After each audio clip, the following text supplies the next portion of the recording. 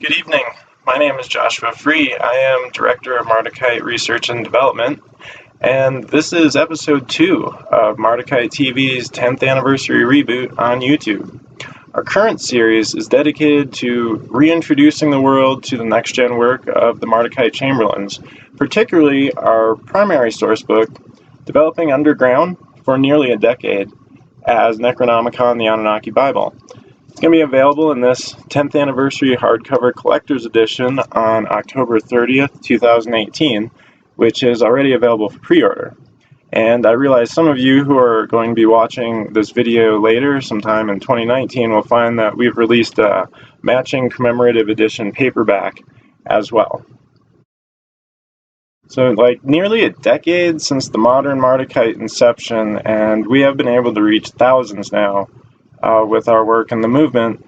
It's the Necronomicon the Anunnaki Bible that stands apart because of it being our source book, our primary source book, and the new work is completely different from what was released in hardcover in 2009, which was only one part of the complete Necronomicon the Anunnaki Bible.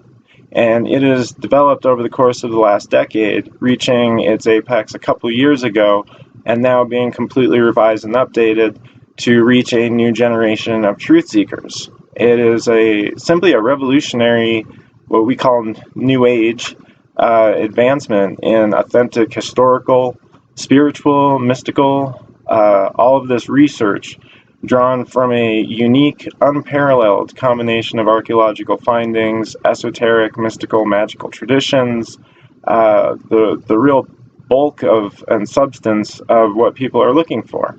And this is stuff concerning the Sumerians, Babylonians, Akkadians, Assyrians, Chaldeans, Egyptians, the Yazidic traditions, Zoroastrianism. These are considered almost in the backwaters of human consciousness, even in the New Age movement, because they haven't been necessarily as accessible as perhaps some of the European traditions and some of the other customs and revivals that are more popular, more widely accessible today. But what we are dealing with is the heart and soul of humanity directly from the cradle of civilization, and within Necronomicon, the Anunnaki Bible, the tablet collections, the material, the way it's presented, it's laid out in its pure, undefiled, raw state for a truth seeker to have immediate access to at their fingertips and incorporate into their traditions, their own systems, and apply what the actual messages are to the world at large.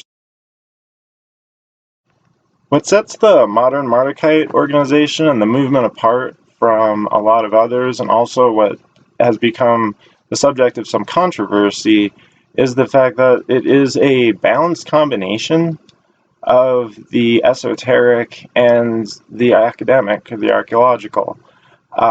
It's for this reason that at sometimes it appears either like some kind of weird mystical cult, or at other times like a very dry academic group of nerds. But it's actually a unique combination of these, and this is one of the things that's, like I say, set us apart, also been the subject of some controversy. But that is the whole point of making this, in essence, what is considered a New Thought movement, and that it is not passive, it is an active movement that is balanced both coherently in logic, both in philosophies and science. A group of next-generational truth seekers essentially seeking the wellsprings of hidden information, historical records, the research of cuneiform tablets, the transliterations, the translations, that includes both mystical and spiritual experimentation. All of this is kind of brought together to make it practical and effective, as opposed to just another academic subject that might get lost by the wayside. And our work beautifully presents the ancient mystery tradition and where we usually begin with, and where we're focusing in this series, is Necronomicon, the Anunnaki Bible, which basically deals with the ancient mystery tradition as it first appears when civilization is developing in Mesopotamia. And this becomes the groundwork for later Hermetic traditions and, the concept of books of the dead, the underworld mysteries, and even the later Semitic, Judeo-Christian, the books of Genesis and Enoch. All of this is essentially brought together into an incredible study that the Mardukite Chamberlains have presented, and the source book being, of course, Necronomicon, the Anunnaki Bible. The evolution of the Mardukite Necronomicon Anunnaki Bible has been beyond incredible. I mean, I've been involved for 20 years in the underground New Age and have authored many books under actually several different names. And of them all, one of the 4 or 5 that seems to really stand apart with people is Necronomicon, the Anunnaki Bible. It's become not only a work of art, but undying spiritual devotion to the source of all existence, and the pursuit of undefiled truth behind human beliefs and cultural expressions across time, separated only by time and geography and language, but going back to the source was always my main intention for the work. And we've operated the Mardukite offices in some form or another, in some place or another. It's moved all over the country in the last 10 years. It's operated since late 2008, and from late 2008, I would say, through 2009, into a bit of 2010, actually, it was the Necronomicon, the Anunnaki Bible, was being developed, all the materials for it, and it was done in increments, the first of which was released simply under the title Necronomicon, and the reason for that being that, there's 2 main reasons. It, of course, mainly, it strongly echoed the sources of, inspiration of the name in regards to its connection to Mesopotamia, in regards to Simon's Necronomicon, which between the Simon Necronomicon and Zechariah Sitchin's 12th Planet, the late 70s, it inspired this new resurgence into esoteric information regarding ancient Mesopotamia and the Sumerians. Secondly, our Necronomicon Anunnaki Bible really symbolizes a complete collection, the pool to draw from regarding these spiritual, mystical, and wisdom tablets from the heart of Babylon and the Mardukite tradition specifically, in a way that's really only been accessible to truth seekers since the inception of our organization. It's really not seen a true and faithful self-honest relay anywhere else in the mainstream New Age. And this is important.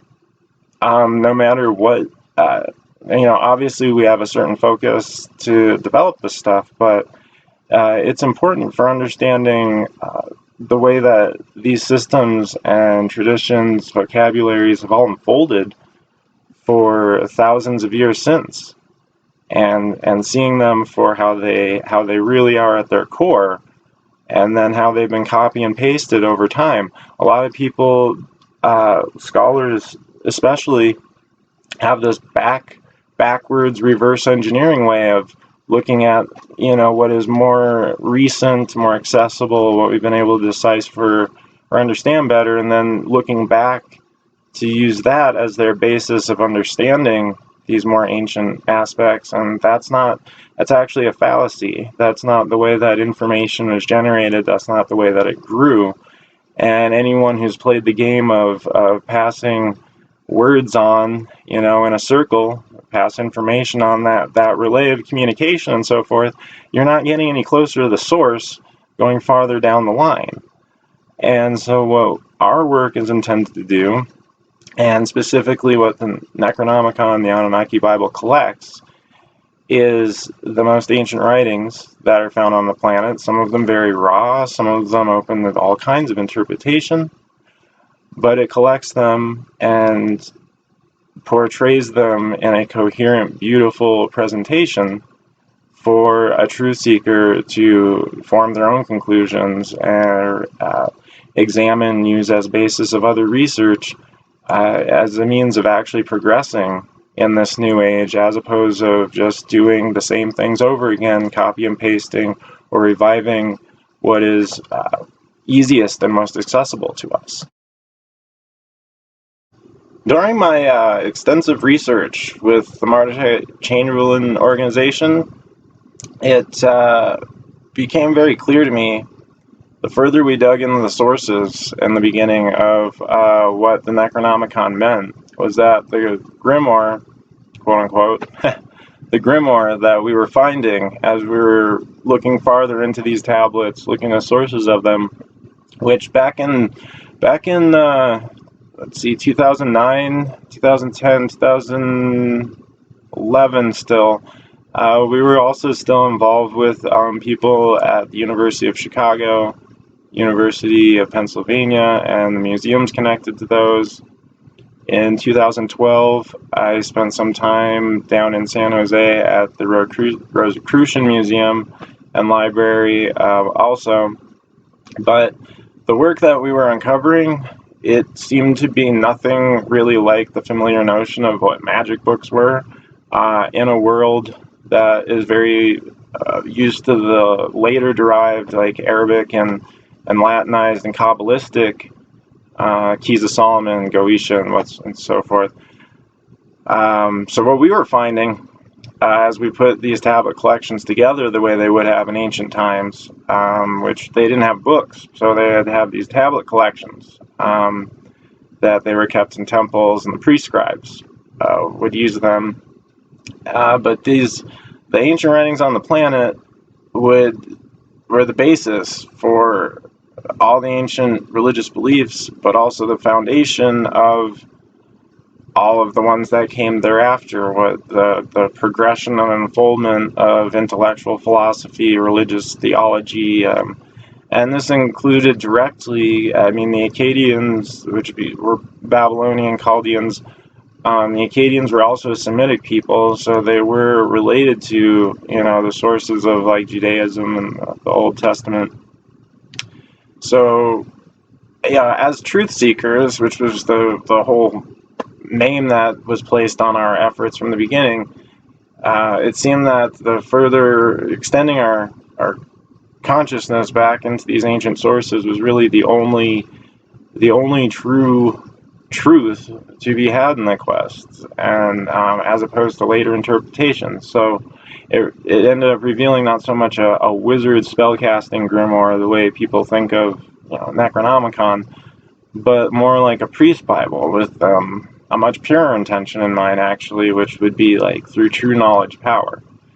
And so the product of our research seemed to resemble elements which we compared 10 years ago to like Abramelin styled, just as far as the more pious and priestly magic, or people who are familiar with Franz Barden, but it's in dedication, commitment, intention, not so much as like a sorcerer's guide to the acquisition of mundane pleasures, or blasting rods meant to confine some kind of spirit against its will, or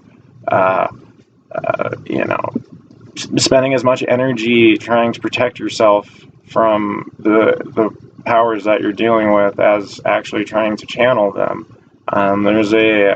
There's what's called divine magic, and it operates on a much higher way. Before it was fragmented into the magical systems that a lot of people are more familiar with. So that is actually where we start with our tradition or our organization, our mystery school today. and our secret society. As far as the premise behind that, as far as what people are generally looking for concerning, practical magic and whatnot, when my first project as writing under Merlin Stone in the 1990s was the Sorcerer's Handbook. And the organization I was working with at that time, while still a teenager, the Sorcerer's Handbook was one of their primary, basically the Book of Shadows for a group that got together practicing practical magic. Since that time, at the inception of the Mardukite organization in 2008, I released the Arcanum Mysterials.